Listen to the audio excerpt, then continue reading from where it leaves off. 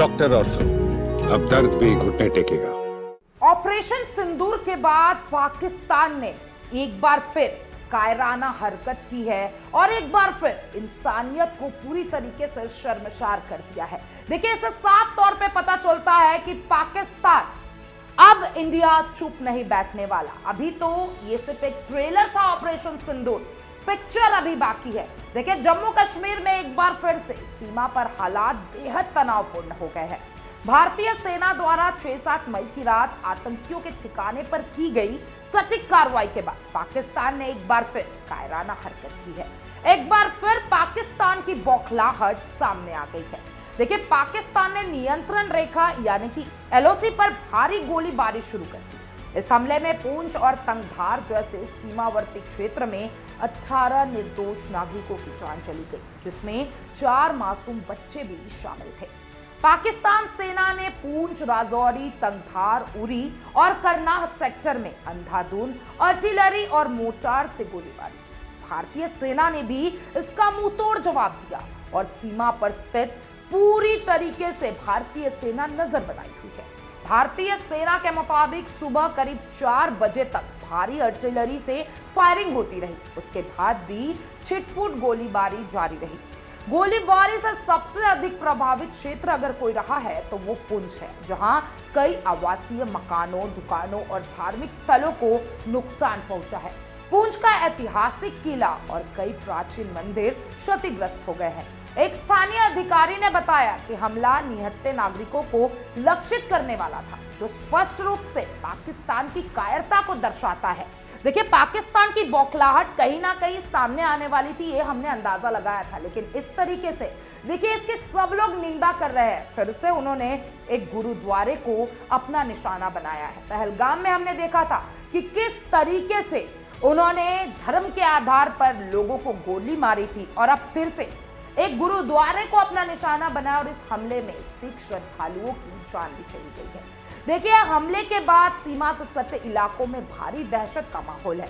लोग अपने घरों को छोड़कर सुरक्षित स्थानों की ओर भागने लगे हैं। पूंछ जिले के अधिकारियों ने तत्काल राहत कार्य शुरू कर दिया है और अब तक 9 शेल्टर होम बनाए जा चुके हैं, जहां लोगों को रहने, खाने और प्राथमिक उपचार की सुविधा दी जा रही है। देखिए, धाकी गांव के 150 से अधिक लोगों ने अपने रिश्तेदारों के यहाँ जाके शरण ले ली है। देखिए, पूंछ सीमा से सटे इलाकों में से एक है और देखिए, पूंछ में पहले भी ऐसे आतंकवादी हमले हो चुके हैं, लेकिन जो इस बार हुआ है, जो इस बार पाकिस्तान ने किया है, वो काफी शर्मसार है। देखिए, इंसानियत की बात करता है पाकिस्तान, और हमने साफ तौर पे देखा कि किस तरीके से धर्म को टारगेट किया जा रहा है और पुंछ में भी गुरुद्वारे को टारगेट किया गया है। देखिए, इसमें कई लोगों की मौत हो गई है। इसमें करीबन 14 से 15 लोगों की जान गई है और 40 से अधिक लोग घायल बताए जा रहे हैं। हर तरफ चीख पुकार मची हुई थी। लोग मदद के लिए चिल्ला रहे थे। अपने परिवार को बचाने के लिए हर सुरक्षित ठिकानों की तलाश की जा रही थी। पूंछ में लोग इधर उधर भागते नजर आए।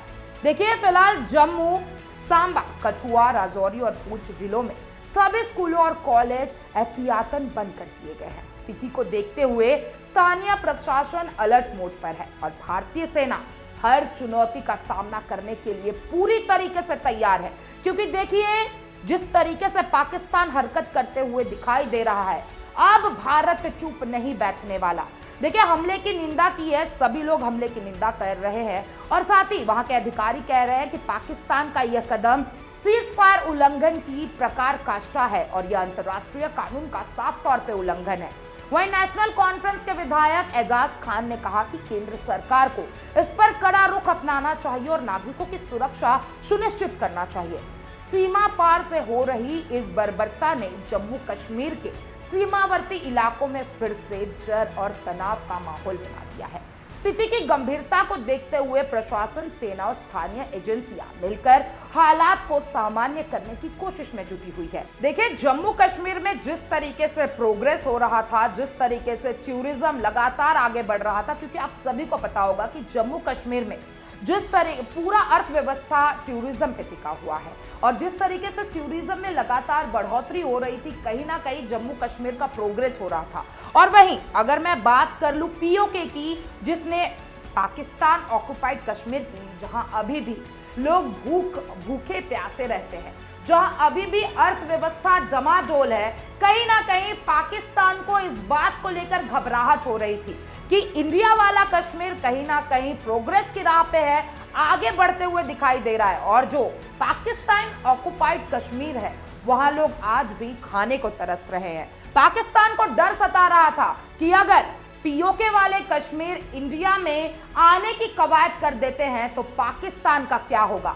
देखिए, कहीं ना कहीं डर और दहशत को फैलाने के लिए ये सारे हमले कराए जा रहे हैं।